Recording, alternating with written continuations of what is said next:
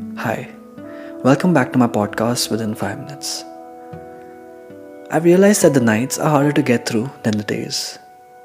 The silence of the night gets filled with the noise in your mind. I don't know how it is that dark thoughts seep through this thick skull of ours. Are there no demons? There are. There are demons constantly fighting in our heads. It's not like they torment us all the time, but rather I think sometimes we create them ourselves.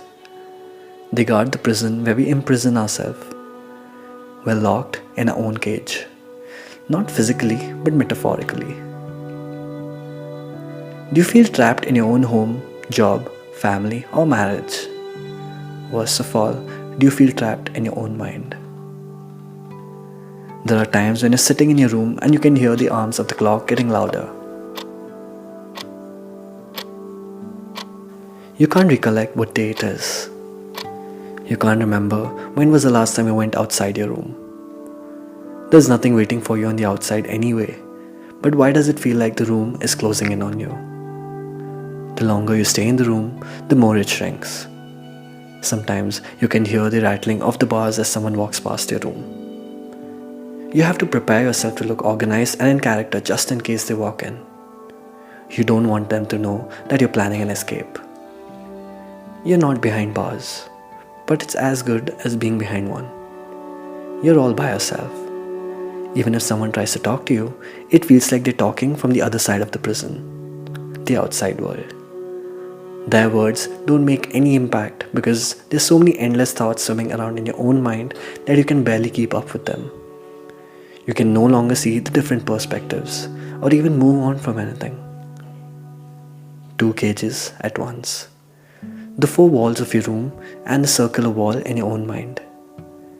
When there's complete silence, the kind where you can hear the wind brushing the trees outside, you feel caged. So you break that cage with music. It's the only thing that saves you. So many emotions and thoughts you can't describe, but they seem to disappear as you listen to Happier by Pastor. Everyone has experienced this feeling once if you're lucky and more than once if you're unlucky.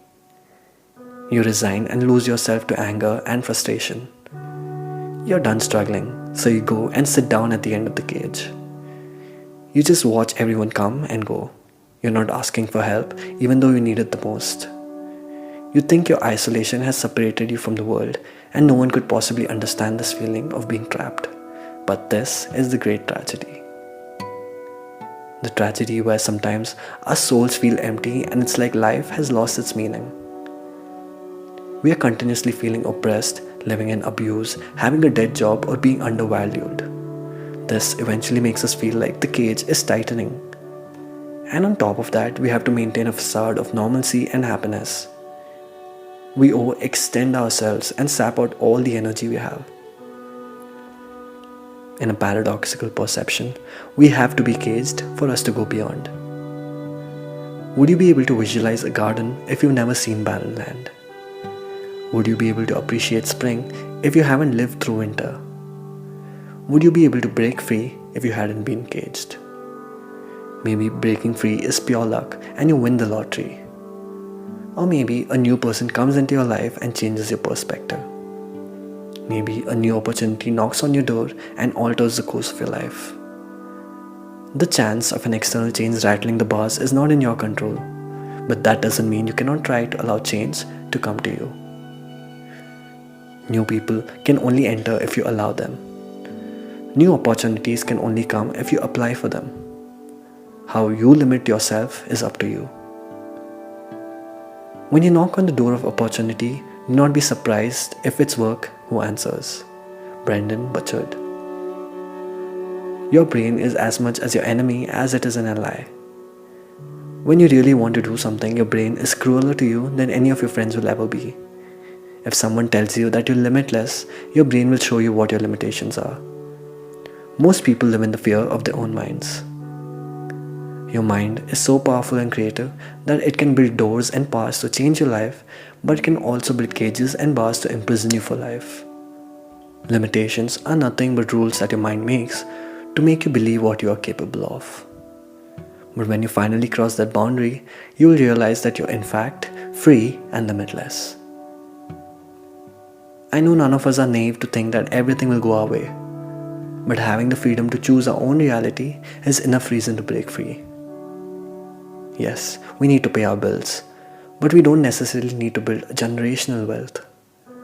Money, house, possessions, and relationships. We shouldn't allow materialistic things to have the power to define our worth. Put bluntly, we are not our thoughts or feelings. They are just parts of what is happening in our lives. If our mind is making us feel caged, then we need to distance ourselves from it.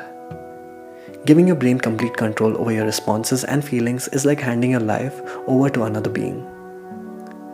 You're not a puppet of your own mind, you're a puppet of the illusion of yourself that you hold in your mind. What can help you stay away from the feeling of being trapped and controlled is mindfulness. Practice mindfulness to cultivate a sense of calm. It will create more space in your mind and allow your thoughts to be just that, thoughts passing by. Give your full attention to the present moment. Be mindful of all the little things. When you're taking a shower, pay close attention to the warmth of the water as it touches your skin. Allow your senses to activate and really feel the water trickling down your beautiful skin. Put all your thoughts aside and let every small moment capture you. This level of concentration and awareness will help you calm the storm that's raging inside you. There are so many ways of being mindful and controlling how you let your thoughts trap you. Some choose physical activities like running, while some choose to let their thoughts out by writing. What's important is to release that built-up energy and feel more at ease in your own head. If you're feeling trapped in a cage, there could be countless reasons why. Find a rhythm to distance yourself from your mind. You don't have to stay caged in a prison made by your own brain. You can find peace. Release some control from the brain and you'll move closer to making your life truly yours. I hope this has got you thinking about a thing or two. Sometimes you need to talk to your mind and say, "Dear mind, I'm breaking up with you." I'll see you in the next episode. Bye.